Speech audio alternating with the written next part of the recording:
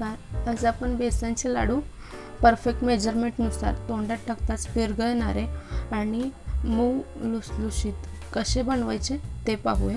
चला तर व्हिडिओला सुरुवात करूया. यासाठी आपल्याला इथं 2 वाटी बेसनचं पीठ आणि 1.5 वाटी साखर लागणार आहे. साखर नंतर बारीक करून घ्यायची. चला तर पहिल्यांदा आपण बेसनचं पीठ भाजून घेऊया. त्यासाठी जाड बुडाची कढई असावी, जेणेकरून आपलं बेसनचं पीठ आहे ते खरपूस भाजलं जाईल, तळाला लागणार नाही. ते बेसनचं पीठ तयार करताना जी डाळ आहे ती डाळसुद्धा भाजून घ्यायची आणि मग ती गिरणीवरून बारीक करून आणायची. व्यवस्थित भाजून घेऊया. कलर चेंज होईपर्यंत व्यवस्थित असं भाजून घ्यायचं आणि त्याच्यामध्ये थोडं थोडं करून आपण तूप घालायचं. इथं तुपाचं प्रमाण मोजून म्हणाल तर 1.5 वाटी घेतलेलं आहे, पण आपण आपल्या गरजेनुसार त्याच्यामध्ये घालणार आहोत. त्याच्यामुळं साहित्यात सांगताना सुद्धा ते सांगितलेलं नाही आहे. जसं जसं पीठ आपलं भाजेल तसं तसं थोडं थोडं तूप घालायचं आणि गिठळ्या फोडून घ्यायच्या. गिठळ्या फोडून झाल्या की आणखीन थोडं तूप घालायचं, परत आणि त्या गिठळ्या फोडायच्या. असं करत आपल्याला पूर्ण पीठ खमंग वास येईपर्यंत आणि कलर चेंज होईपर्यंत भाजून घ्यायचं आहे. आणखीन थोडं तूप घालूया.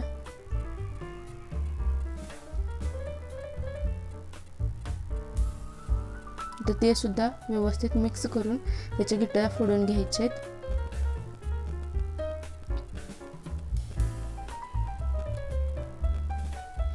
तुम्ही बघू शकता थोड्याच वेळात बऱ्यापैकी बेसनचा कलर बदललेला आहे आणि हे बेसन भाजत असताना घरात सुद्धा एकदम खमंग असा वास सुटतो.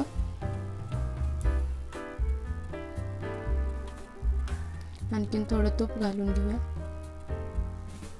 इथं आपण एकदम तूप घालायचं नाही, थोडं थोडं गरजेनुसार घालायचं.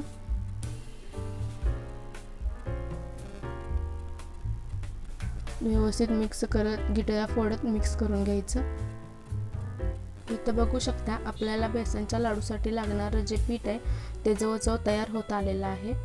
आता आणखीन थोडंसं तूप घालूया त्याच्यामध्ये आणि व्यवस्थित असं हलवून मिक्स करून घेऊया. जास्त पण पातळ होऊन द्यायचं नाही. तर दिसताना तुम्हाला ते पातळ दिसत असेल, पण जेव्हा आपण भाजू त्याला व्यवस्थित तेव्हा ते घट्ट येते.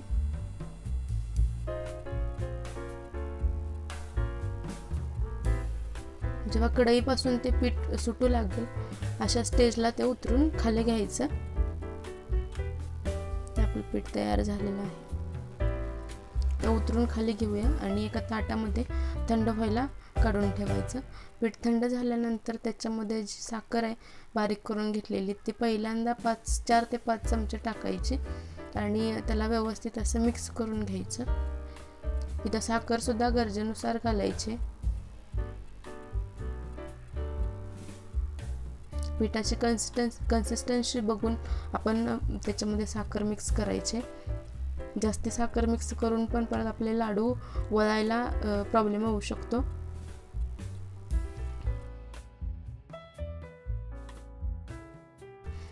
त्याच्यानंतर थोडी थोडी साखर मिक्स करून व्यवस्थित दोन्ही हाताने त्याला मळून घ्यायचं.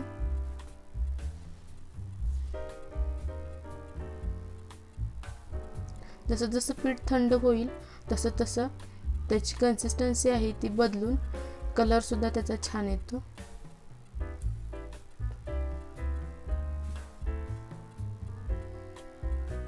लहानांना मोठ्यांना सगळ्यांनाच आवडणारे हे बेसनाचे लाडू दिलेलं मेजरमेंट आणि सांगितलेल्या टिप्स सहित जर केले तर अजिबात बिघडणार नाहीत. एकदम परफेक्ट असे बेसनचे लाडू तयार होतील. इथं साखर मिक्स करताना एकदम करायची नाही. साखर असो तूप असो अजिबात जास्तीचे मिक्स करायचे नाही. गरजेनुसार थोडे थोडे मिक्स करायचे. साखर ह्याच्यामध्ये मिक्स करून झालेली आहे. इथं साधारण 1 वाटी साखर आतापर्यंत मिक्स केलेली आहे. आपण याचा आता लाडू वळून बघूया.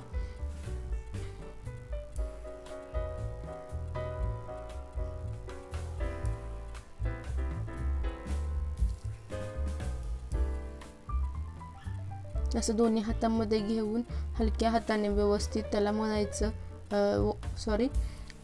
वळवून घ्यायचं.